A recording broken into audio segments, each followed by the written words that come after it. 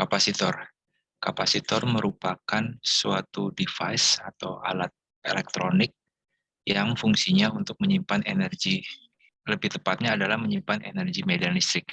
Nah, sistem kapasitor ini dibangun dari dua sistem, yaitu dari dua pelat bermuatan yang berbeda tanda, lempeng luas yang memiliki medan listrik seragam, di mana masing-masing pelat ini memiliki tanda muatan yang berbeda, tetapi memiliki besar muatan yang sama.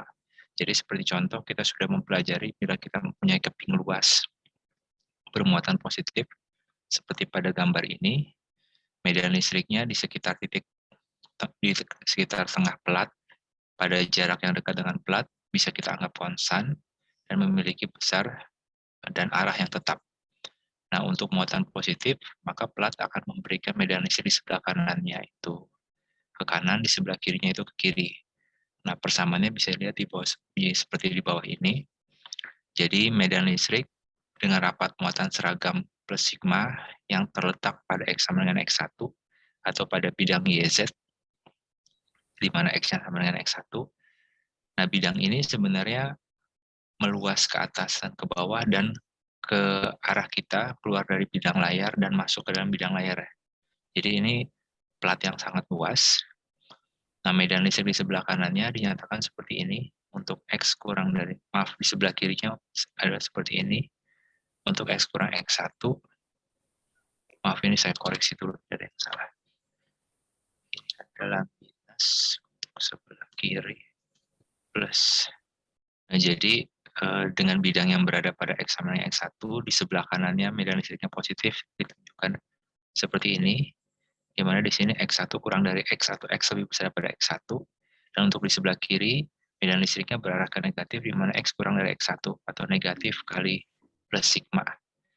Nah, untuk plat yang kanan, karena rapat muatannya adalah negatif, maka di sebelah kanan medan listriknya menuju dia, di sebelah kiri medan listriknya menuju dia, sedangkan di sebelah kanan medan listriknya juga menuju dia. Jadi di sebelah kiri medan listriknya positif, di sebelah kanan medan listriknya negatif. Nah, ini bisa kita lihat seperti ini, untuk X kurang dari X1 atau di sebelah kirinya, medan listriknya positif dari tanda minus kali minus sigma, sedangkan di sebelah kanannya medan listriknya negatif dari minus sigma. Nah, jadi kalian bisa lihat bahwa rumusan yang sudah diberikannya bentuk yang umum, akan tetapi bila kita menggunakan rumusan dalam bentuk vektor, kita tidak perlu lagi memperhatikan arahnya, karena rumusan vektor sudah perhitungan besar dan arah. Jadi tinggal kita masukkan saja tanda plusnya di sini.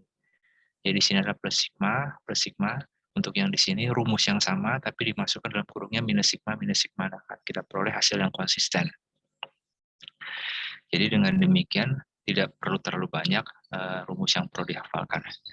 Nah, bagaimana sekarang apabila dua sistem ini digabungkan ya? Dua sistem digabungkan, sudah digambarkan sebagiannya kemarin, jadi saya ambil kembali yang ini sistemnya. Jadi sistem kapasitor terdiri dari dua pelat, yaitu pelat sebelah kiri boleh positif boleh negatif, sama saja, nanti kita akan bisa tunjukkan. Pelat sebelah kiri ada muatan plus sigma 1, pelat sebelah kanan minus sigma 2. Nah, kapasitor secara umum memiliki muatan yang sama di antara kedua platnya.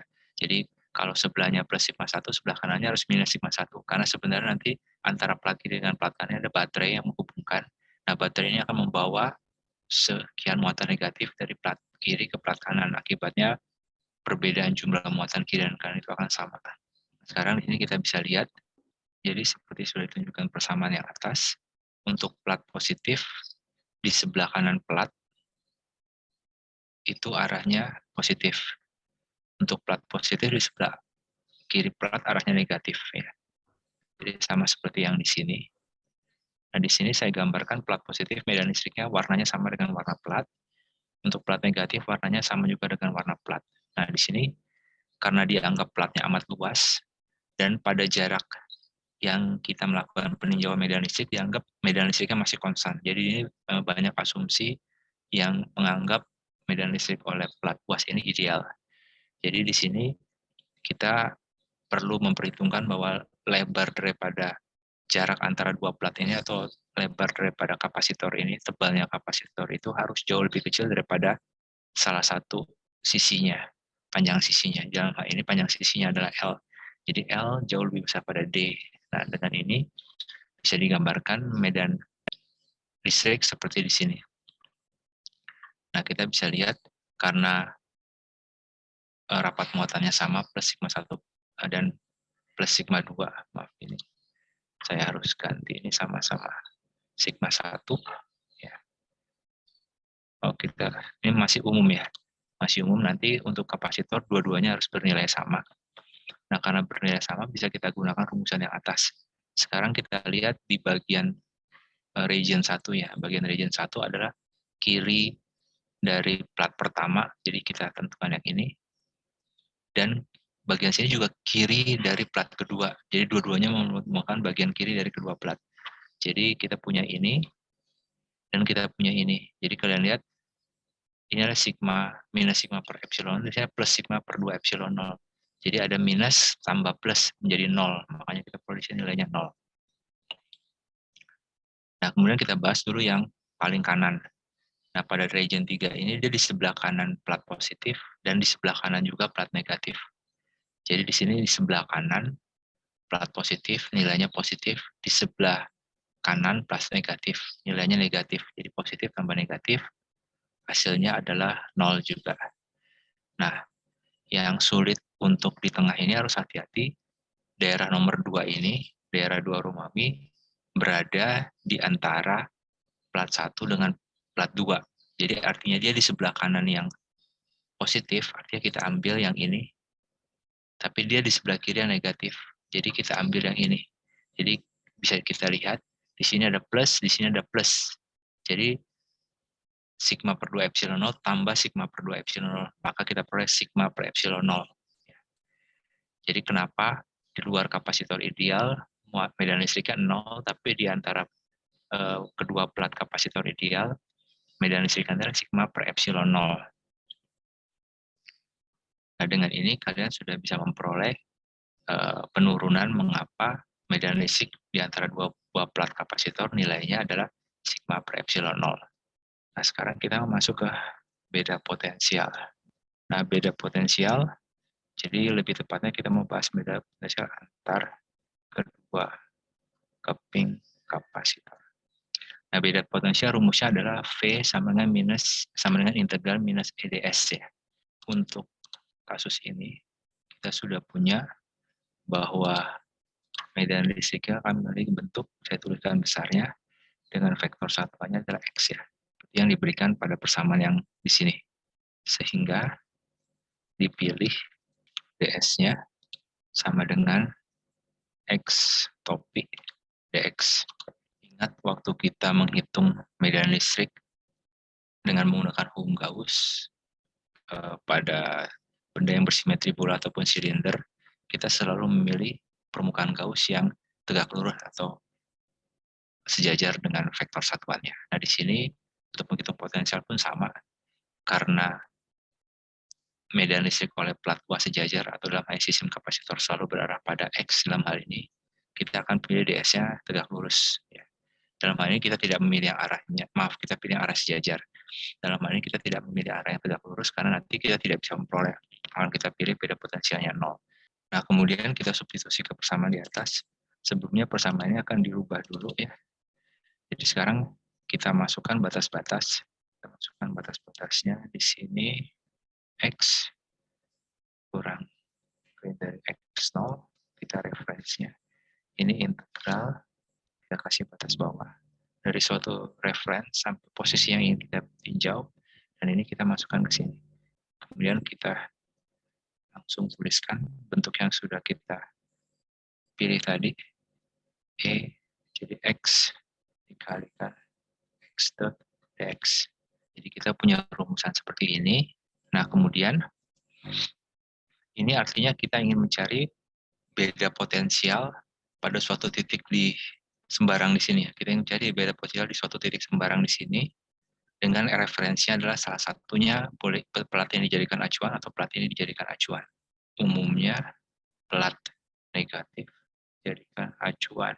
Kalau di sini karena kita gunakan plat negatif adalah X2, jadi F di X2 itu sama dengan P0.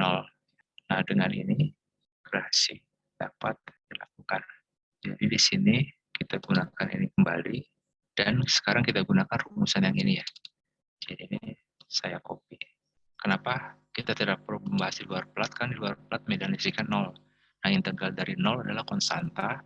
Apabila kita masukkan batas atas dan bawah, hasilnya akan 0. Jadi kita tidak perlu menghitung potensial di luar sistem kapasitor. Jadi 1 ya, karena x dot x.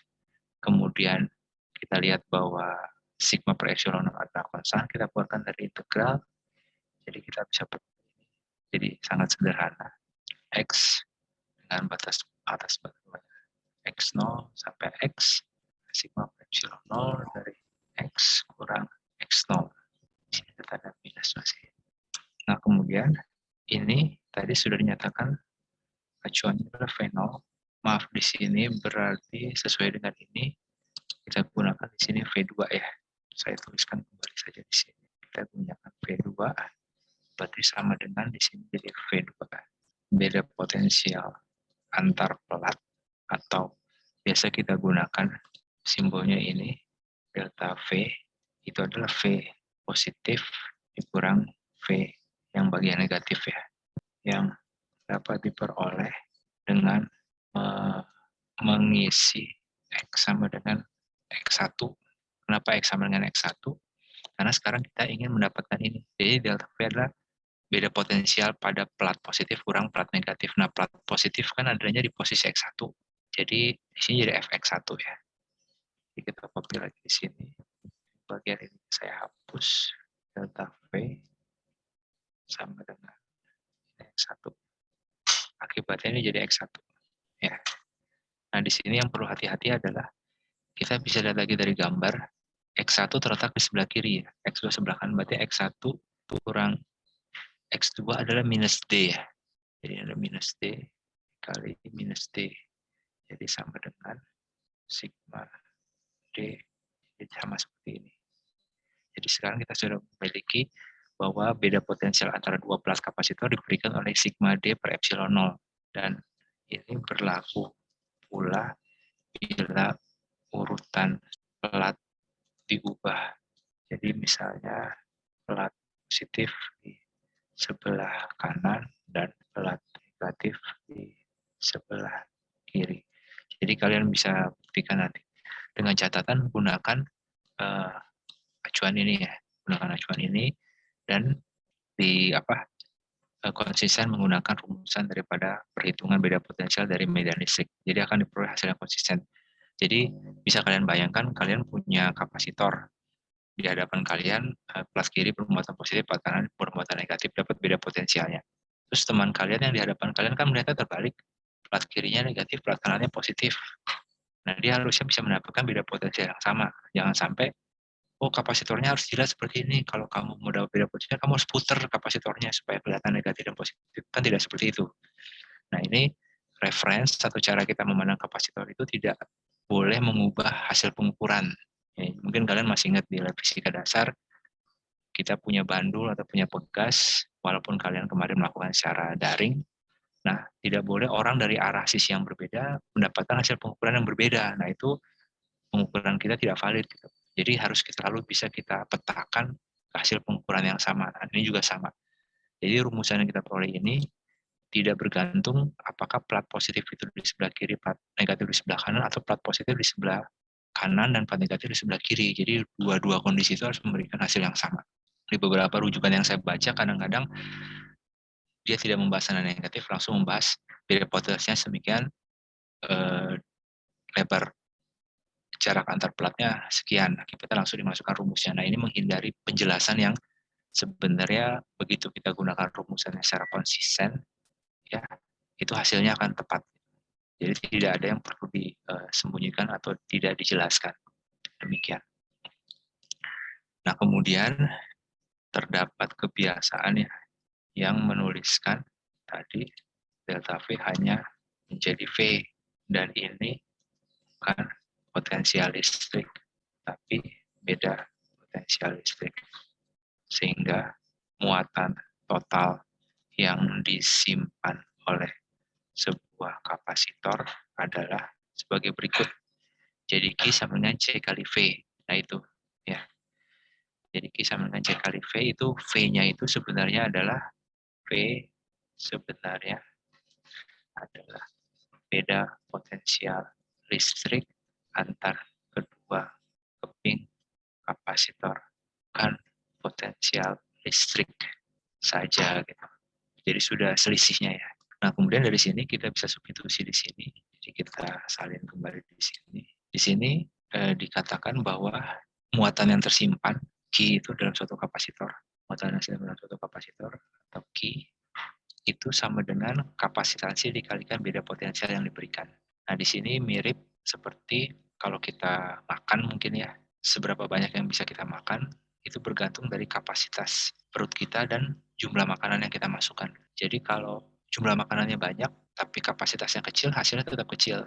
Demikian juga sama, kalau kapasitasnya besar, misalnya kalian mengisi ember yang sangat besar, tong, dengan volume air yang kecil, ya hasilnya kecil. Juga sebaliknya, kalau embernya kecil diisi dengan besar, dia nggak bisa masuk, sisanya akan luber. Jadi kita akan dapatkan selalu kecil. Nah, kira-kira seperti itu. Jadi C ini adalah daya tampungnya, yang memungkinkan.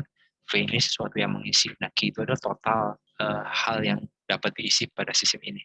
Nah, sekarang kita substitusi hasil yang dari sini. Kita substitusi di sini. Jadi, sigma D per epsilon. Nah, sementara kita ingat di sini sigma itu apa? Sigma itu adalah Q per A ya. Jadi kita asumsikan kembali permukaannya luas sehingga rapat muatannya selalu seragam. Akibatnya sigma sama Q per A.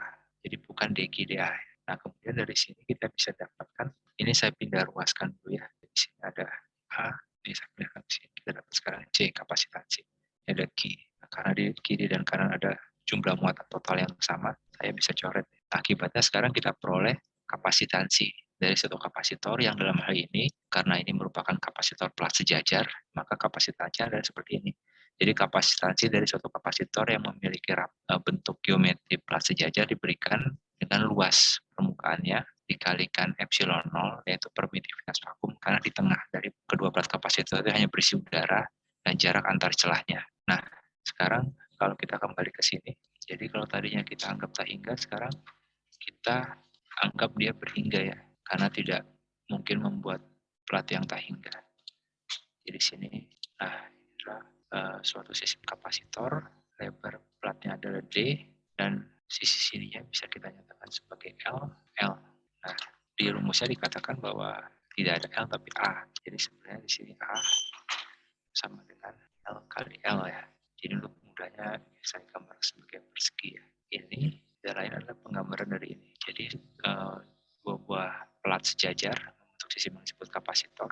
Luasnya adalah A, lebarnya adalah D. Nah, yang disebut epsilon 0 itu adalah bahan yang di sini. Bila terdapat bahan yang disisipkan di antara dua plat, permitivitas vakum jadi permitivitas vakumnya harus dirubah ya. Harus dirubah jadi ini. Ada ungkapan permitivitas relatif, ada yang mengatakan juga dengan konstanta dielektrik kapah, atau ada juga yang menyatakan dengan konstanta dielektrik bahan. Jadi kira-kira bentuknya seperti ini. Ya, jadi kappa atau epsilon R adalah, atau di sini kappa adalah konstanta dielektrik bahan yang disisipkan. Epsilon R adalah permitivitas relatif bahan elektrik yang disisipkan, epsilonitas bahan.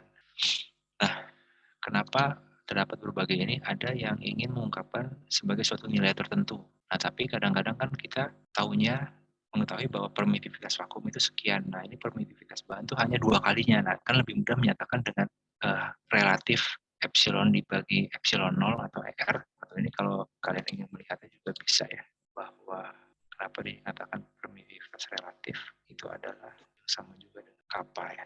Jadi ini kenapa dinyatakan permitivitas relatif, karena merupakan perbandingan antara permitivitas dengan perbandingan permitivitas vakum dengan permitivitas bahan. Salah satu cara untuk melihatnya.